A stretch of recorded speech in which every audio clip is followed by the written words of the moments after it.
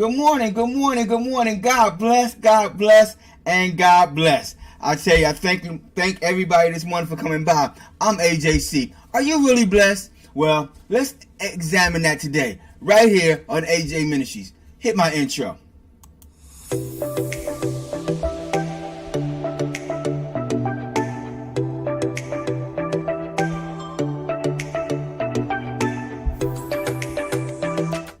Good morning, good morning, good morning, good morning, good morning. It is a Friday morning. We are in the hizzy for shizzy. Ain't that how they say it today, hizzy for shizzy or something like that? I don't know, my day was back in the day, so I'm way past my time. But listen, you see my title is Are You Really Blessed? Are you really blessed? You know, a lot of times we run around. Well, before we start with that, I want to say my prayers go out to all those in Texas, those lives that were lost in Texas and the families that remain. My prayers go out to you. I don't know I don't know how I could have taken anything like that, or what my response would have been if it had been me. But I say, just pray. Just pray. That's all we can do right now is pray for the families that were affected and the whole state. I mean, when you have an ordeal like that, it's really traumatic, and I know a lot of people are going through. A lot of people have things, anger and things like that going through them. But I tell you, just my heart goes out to them. But enough about that. Today, we talking about are you blessed? See, a lot of times people get to this into a place where they think, you know, that they're going through all these changes means they're not blessed. But the Bible tells us that if you walk with Christ, you will be persecuted with Christ. You'll be persecuted as Christ is persecuted on earth. So if people is fighting against you, you must be doing something right. Yeah, that part of the Bible really always got me messed up. Because I always just be like, man, I'm getting beat up. And I didn't realize that because I was getting beat up, it meant I was going against the grain. It meant I was going against the world. It meant I was not part of what was going on. So it meant that I was doing something right. And so for years, it was just like, I was just like, man, this is crazy. This is crazy. Because, you know, when you first get saved, you running for Christ. You running for Christ. And all you think about is, you know, doing. And all you're doing is everything you're trying to do for God, or everything you're doing in the name of God is you're getting pushed. It's pushing you. Something in the world is pushing you back. It's like, nobody told me that. Nobody told me that when I started running for God, that I was going to get beat down so bad from the world. I mean, friends would turn their back. Even people you think is on your side was like, we would be like, yo, man, what is you doing? You know, and you'd be like, what do you mean? What am I doing? It was really a battle. But I thank God for it, because the song says the battle's not mine; it belongs to the Lord. And that song really made me start to rethink some of my ideologies. So as I was being raised in Christendom, I don't know how you say it. Anyway, as I was being raised, I started learning and started reading and understanding better. And it's something I wanted everybody to look at. In Matthew, it's called the Beatitudes. And you can truly just go to if you go to the Bible in Matthew and look for the Beatitudes, and it lists these Beatitudes. And I took a few of them out today, and I wanted to talk a little bit about the Beatitudes, because when you look at the Beatitudes, it's a lot different than what we think, like in the world. And so I want to just go through a few of the Beatitudes with you, okay? I'm not gonna be before you long today. I want you to get to your weekend. It's a Memorial Day weekend. We about to have you guys. I hope you guys have a good, safe weekend. So I'm not gonna hold you long. This is your Friday. You may have to go to work, but hey, get in there, get it done, and get going. So I'm starting at verse 5 of the Beatitudes in Matthew. So verse 5 says, "Blessed are the meek, for they shall inherit the earth.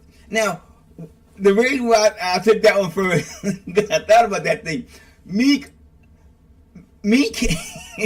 blessed are the meek, for they shall inherit the earth. Meek, right?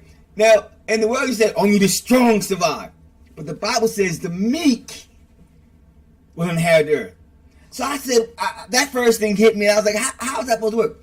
Well, just because you meek don't mean you weak. Oh, come on. Just because you meek don't mean you weak. It just means you humbled yourself. You realize, I don't got to walk around with my chest all poked out, punching on everybody to be respected. Verse 6 says, blessed are those who hunger and thirst for righteousness, for they shall be filled. Now, if you watch my last broadcast, I was talking about being right, and how right and righteousness is righteousness is the beginning of righteousness is being right, being morally sound, being in the right place spiritually, understanding that listen, I'm not gonna do this, so I'm not gonna expect this to be done to me. The world says, "Do unto others as they would have do unto you."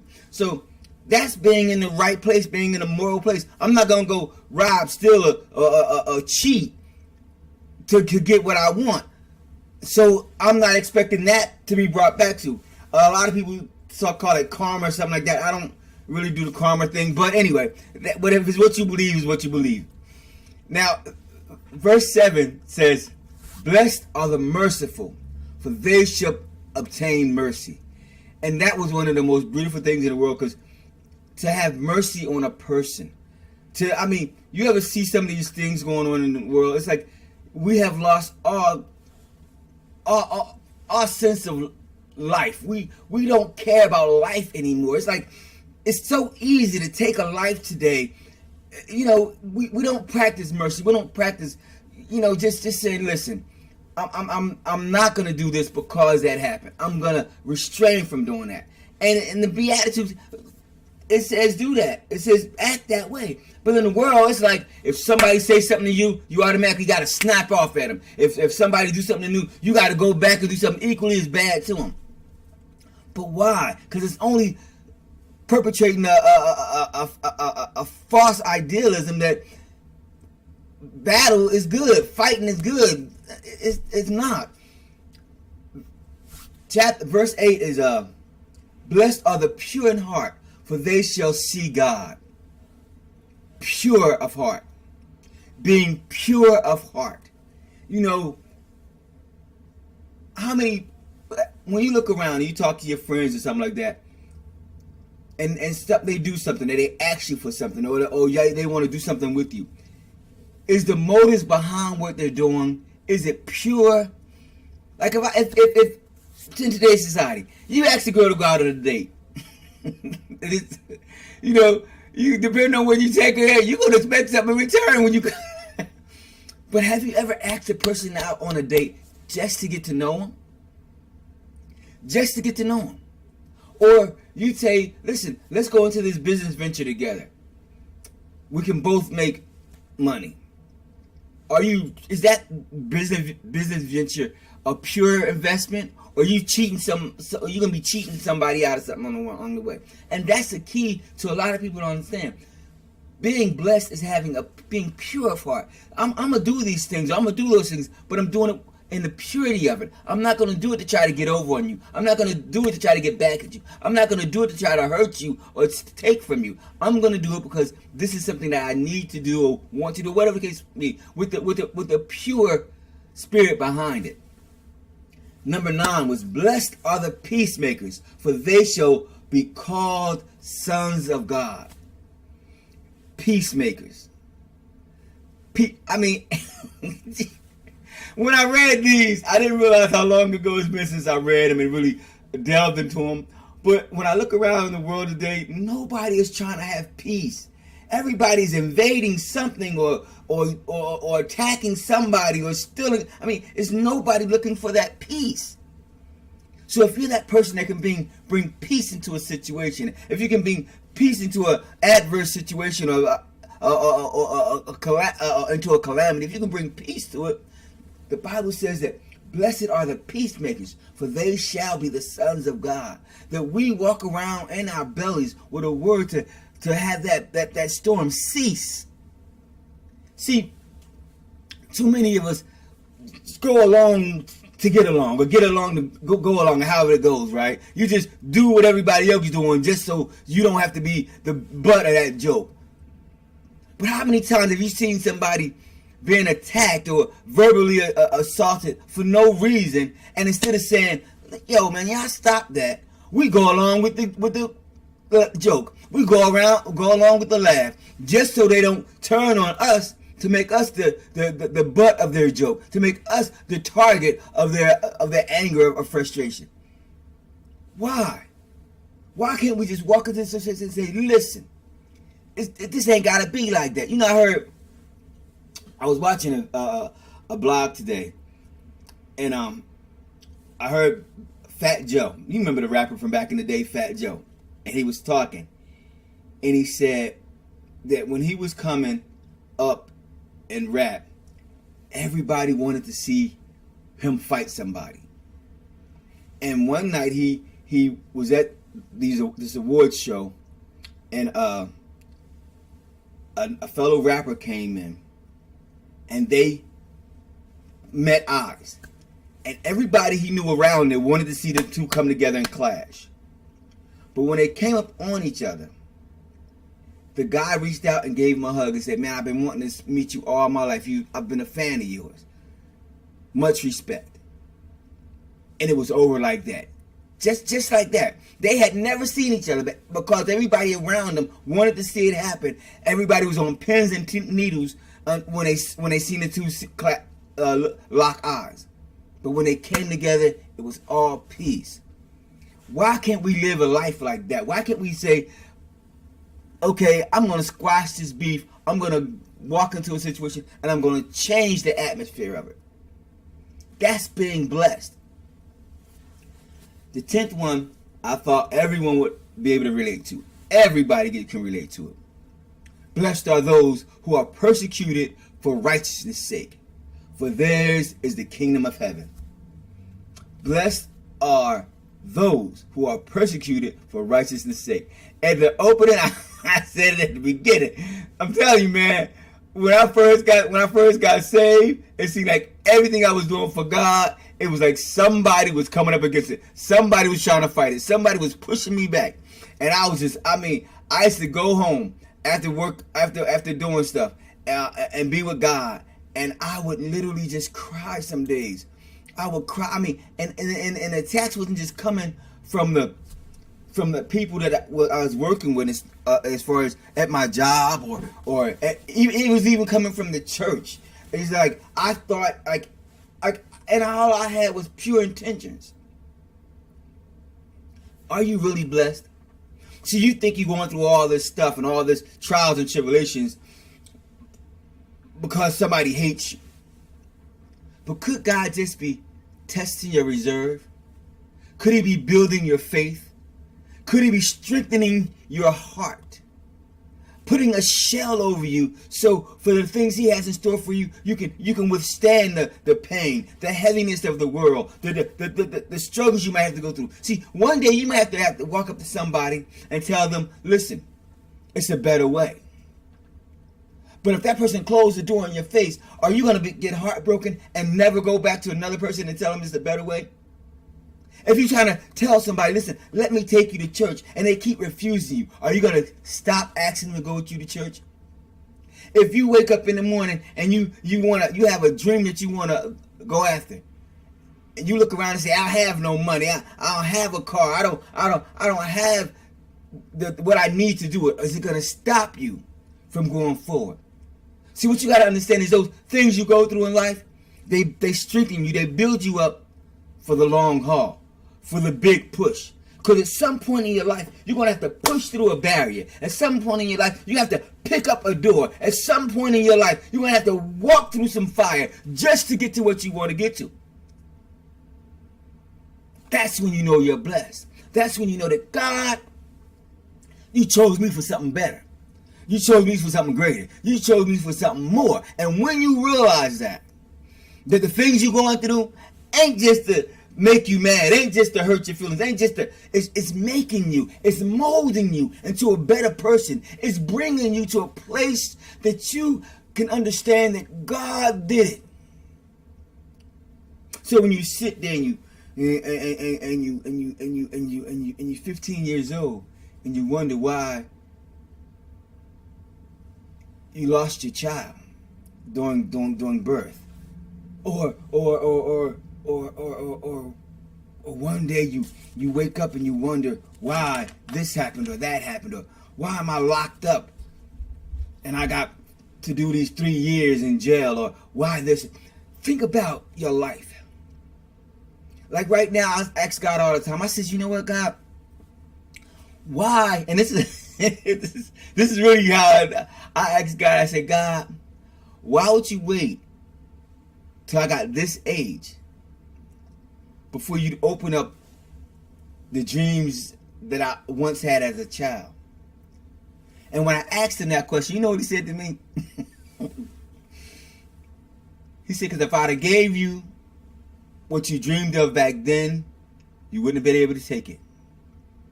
You wouldn't have been able to live through it. It would have broke you and would have pulled me. It would have broke me and pulled me away from God. When he told me that, I understood it. I understood it because I said, man, you know, if he'd have gave me some money back at 17, 18 years old, oh, I'd have been an alcoholic. I'd have been in rehabs all over the place. If he'd have gave me businesses and things like that as before I was ready to receive them, I wouldn't have been able to carry the weight of conflicts that may come from the housings, or the conflicts that come from the movies and things like that. I wouldn't be able to handle those. I wouldn't be able to make those mindful decisions at that time. So I had to go through a whole lot of stuff so that when he opened up the things that I wanted to me, I could handle it. That's what he's doing for you right now. He's preparing you for better things. He's preparing you to do those things and have the things that you want in your heart. But he has to get you right first. You got to go through those bad boyfriends to get to that husband. Ah, God. You got to go through those hoopties to get to that Lambo. You got to live in the hood. So when you get that big house, you know how to live good. My God. Stop messing with me today. We ain't doing it. It's Friday. But you got to go through those things. You got to go through those things to get to that place. See, it's greatness in you. You're a wonderful person. You have a beautiful heart. All he's trying to do is break all that fallow ground up that's around it, so it can shine. So the world can see your worth. So the world can see all that you are. Are you blessed? See, because you got to be blessed when you're not making a whole lot of money. You got to be blessed when your heart is broken. You got to be blessed when people turn their backs on you. You got to know that you're blessed in the morning time when you got to get up and go to a job that you may not want to go to. Or you got to know that you're blessed when you got to stay up late at night chasing your dream before it comes to pass. You got to know that on all those hard times, you are blessed. The poem for today is going to be, is a good poem. It's by an unknown author. I found it. I was like, oh man, this is the one. And you know, I say that about all the poems. I say that about all the quotes. But because they all have a special place in my life. Because I remember how I had to go through and still go through things today. I just attack them in a different way. If something if a bill can't get paid, I can't get paid. I don't know what you want me to do. I'm not going out and get a second, third job. I'm not doing it. If the cable can't get paid, turn it off. Turn it off.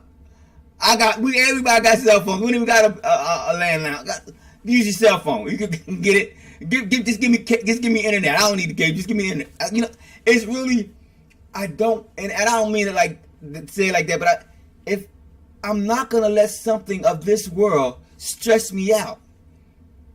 Because God has given me too much to be in a stressful place. He's purified my spirit. He's purified my heart. He's shown me that I can be more than what people ever expected. So if something happens in my life that's trying to interrupt that peace, that tries to interrupt that joy, that tries to interrupt that synchronization that me and God has between one another together, I can't deal with that. I can't have that. It has to go.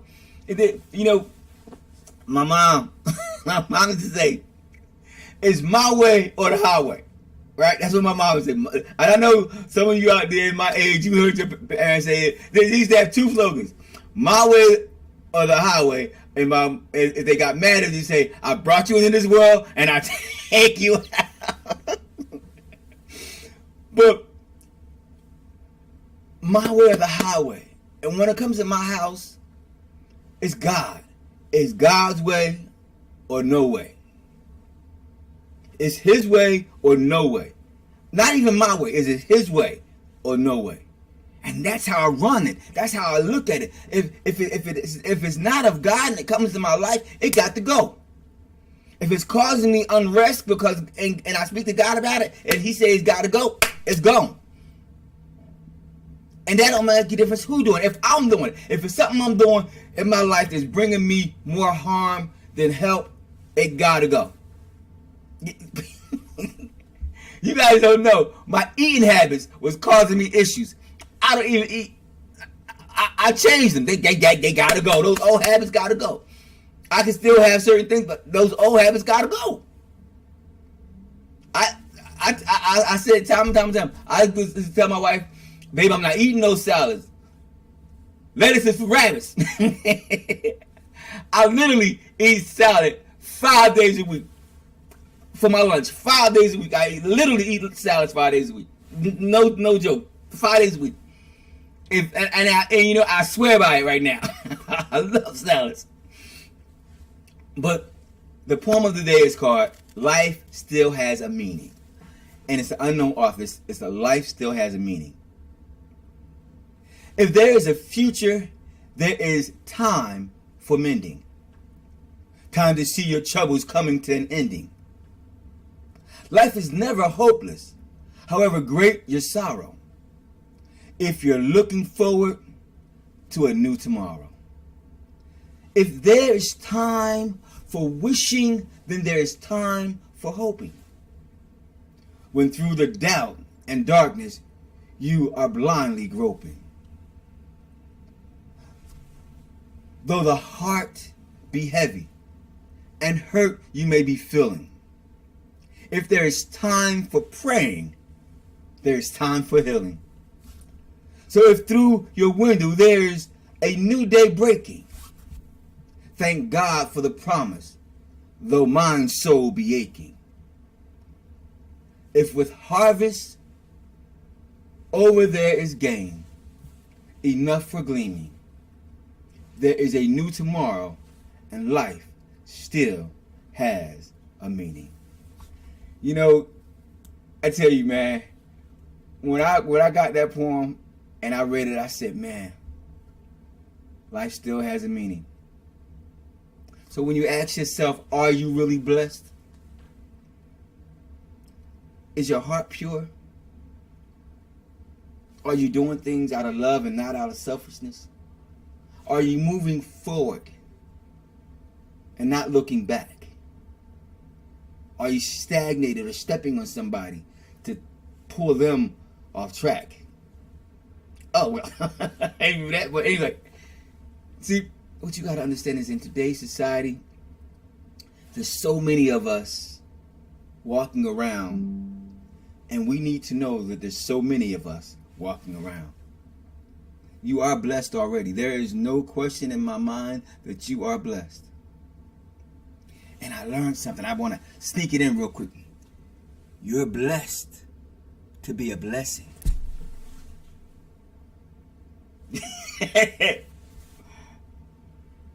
So yes, you are blessed. Even if you're going through trials, even if your issues are bigger than your bank account, you are still blessed. If you can get up another day, you are blessed already. So as you walk forward today, as you go out into that sea of unforgiving and ununderstanding people that may come by and talk about how you pray all the time and how they tired of hearing preachers, and how if you go through those people that's just mad about nothing all the time, hold your head up. And remember, you are blessed. As you go into this weekend and people start talking crazy, think about the Beatitudes.